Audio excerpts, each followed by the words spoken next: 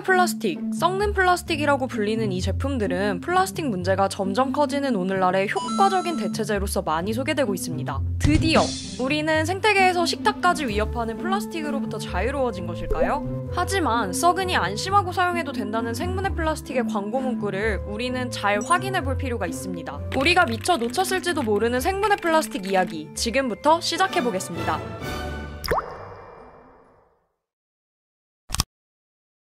세계 플라스틱 생산량은 지난 10년간 42%가 증가하며 2017년에는 3억 5천만 톤을 기록했습니다. 같은 해 한국의 1인당 플라스틱 사용량은 144kg을 기록하며 세계 3위를 차지했죠. 만드는 건 너무 쉽지만 썩히려면 500년이 걸리고 태우려면 독성가스를 방출해 처리하기가 참 골치 아픈 이 녀석. 이대로 간다면 2050년에는 바다의 물고기보다 플라스틱이 더 많아질 것이라고 합니다. 그런데 1926년, 플라스틱에 분해되지 않는 성질을 직감한 한 화학자는 생각했습니다. 썩지 않는 게 문제라면 썩게 만들면 되잖아. 그렇게 썩는 플라스틱, 즉 생분해 플라스틱이 등장하고 1980년대에 이르러서 상용화가 시작됩니다. 생분해 플라스틱은 사실 바이오 플라스틱이라는 큰 범주에 속합니다. 바이오 플라스틱은 플라스틱의 원료가 바이오 기반인지 추후 생분해가 되는지에 따라 결정되는데요. 그 종류도 PLA, PHA, 바이오 페트 등 아주 다양합니다. 이 중 우리가 가장 많이 들어본 PLA는 옥수수 전분을 원료로 합니다. 옥수수에서 녹말을 추출해 젖산 발효를 시킨 후 합성을 통해 우리가 사용하는 제품으로 만드는 것이죠. 이렇게 만들어진 제품이 분해가 되려면 제품을 이루는 큰 분자 덩어리를 끊을 수 있어야 합니다. 보통 분자의 결합을 끊으려면 무언가가 이 사슬을 끊는 역할을 해야 하는데요. 일반 플라스틱의 분자 결합은 자연적으로 끊기 어렵습니다. 반면 PLA 분해에는 미생물이 이 역할을 할 수 있어 생분해가 가능한 것입니다. 따라서 PLA는 미생물이 활발히 활동할 수 있는 환경 조건에서 분해가 잘 이루어집니다.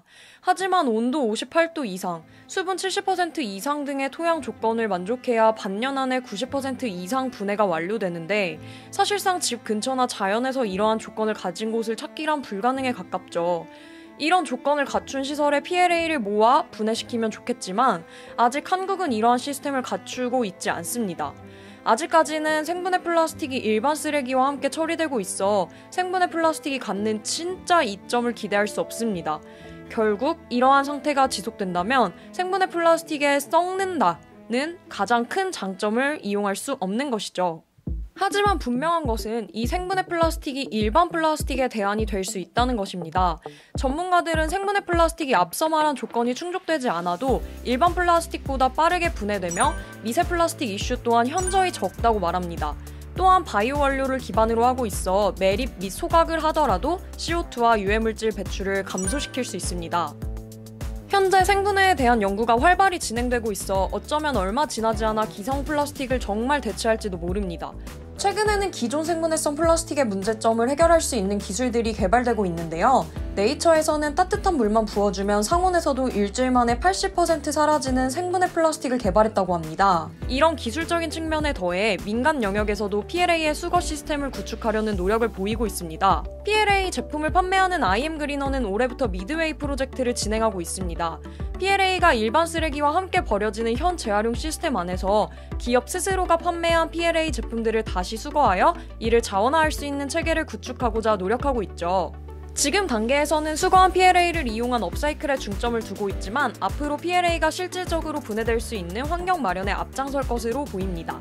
아직까지 생분해 플라스틱의 가장 큰 장점을 활용하지 못하고 있는 것이 분명해 보입니다. 그렇지만 생분해 플라스틱의 상용화가 더 이루어지고 이와 함께 퇴비시설과 수거 시스템이 갖추어진다면 플라스틱의 위협에서 조금은 더 자유로운 미래를 그릴 수 있지 않을까요? 그간 숱한 문제에 대응해왔던 인류, 과연 이제 다시 그 저력을 펼치는 시기가 될 수 있을까요? 영상을 시청해주셔서 감사합니다. 구독과 좋아요는 좋은 영상을 만드는 데 큰 힘이 됩니다. 다음 영상에서 만나요. 안녕!